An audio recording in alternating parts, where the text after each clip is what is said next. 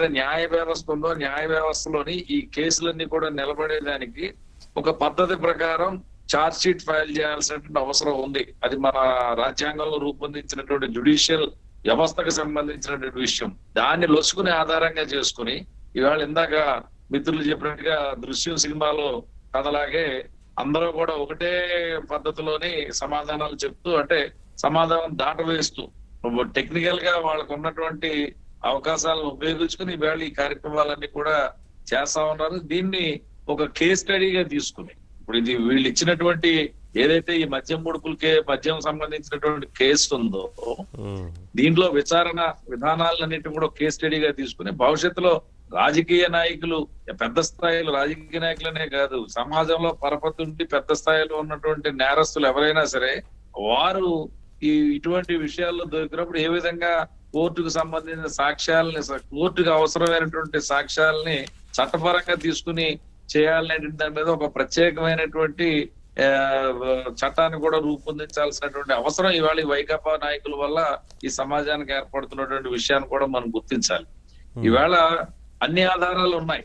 అయితే నేరస్తులు కూడా నేరాన్ని వాళ్ళందరూ వాళ్ళు ఒప్పుకోవాల్సినటువంటి, అంటే మన చట్టంలో ఉన్నటువంటి నిబంధనలు అవన్నీ కూడా మన జ్యుడిషియల్ వ్యవస్థలో ఉన్నటువంటి నిబంధనలు దానికి అనుగుణంగా పూర్తి స్థాయిలో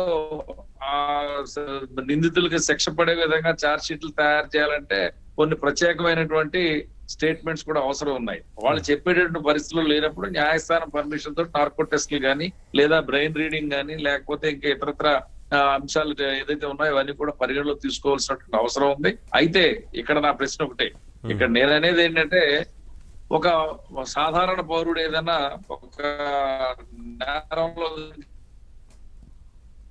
వారితో చెప్పించగలుగుతున్నారు. వారు వ్యవస్థలో వాళ్ళకి ఏ రకమైనటువంటి బలం లేకపోవడం వల్ల స్వచ్ఛందంగా వాళ్ళు చేసిన నేరాలు ఒప్పుకుంటా ఉన్నారా, లేదు ఇతరత్ర అంశాలు ఏమన్నా దాంట్లోకి వస్తా ఉన్నాయనేది కూడా మరి వీళ్ళ మీద ఆ స్థాయిలోని, అంటే నేను 3rd డిగ్రీ ఉపయోగించమని చెప్పట్లేదు కానీ ఎందుకు వీళ్ళతోటి పూర్తిగా మరి రాబట్టలేకపోతా ఉన్నారు అనేది పోలీస్ వ్యవస్థలో కూడా ఏమన్నా మరి వైకాపా అనుచరగానం గతంలో ఉన్నటువంటి వ్యక్తులు ఎవరన్నా ఉన్నారా?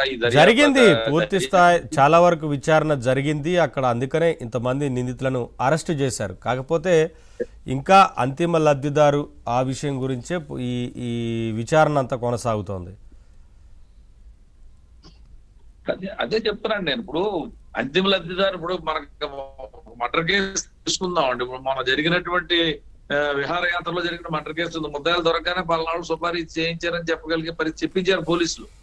చెప్పకూడదు అనుకుంటే వాళ్ళు కూడా చెప్పకుండా రకరకాలుగా తప్పించుకునేటువంటి అవకాశాలు ఉన్నాయి. పోలీస్ వ్యవస్థ బలమైంది. అంటే నేను ఎక్కడ తప్పిదం జరుగుతుంది మీరే చెప్పాలి, మరి ఏం జరుగుతుంది అక్కడికే రాబోతానన్నా. ఏమిటంటే నా what my doubt is, police ఎవరైతే ఇంట్రాగేషన్ చేసేటువంటి అధికారులు ఇంట్రాగేషన్ విషయంలో పూర్తి స్థాయిలోని వాళ్ళ దగ్గర నుంచి సమాచారం రాబట్టలేకపోవడానికి కారణాలు ఏంటనేది అన్వేషించాల్సినటువంటి అవసరం కూడా ఉంది.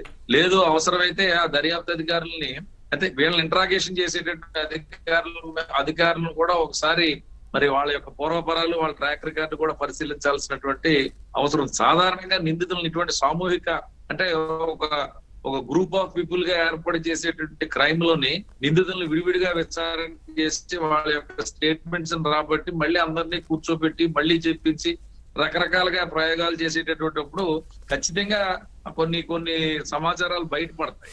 ఇక్కడ ఏది బయటపడట్లేదంటే, ఒకటి నిందితులు చాలా బలంగా ట్రైన్డ్ దీంతో ఉండాలి, ఇందాక మిత్రులు చెప్పినట్టుగా.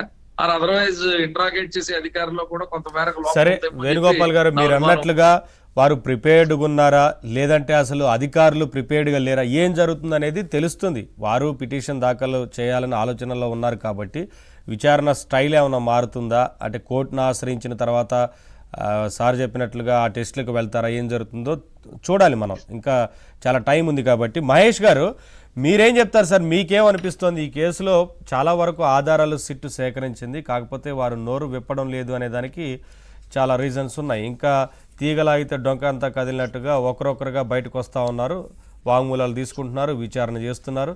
కాబట్టి ఇక ఇద్దరే ఉన్నారనేది ఇప్పటివరకు అంకమరావు గారు చెప్తున్నారు. సో వారెవరనేది ఒక క్లారిటీ వచ్చినా సరే వారి నుంచి చెప్పించాలని చూస్తున్నారా?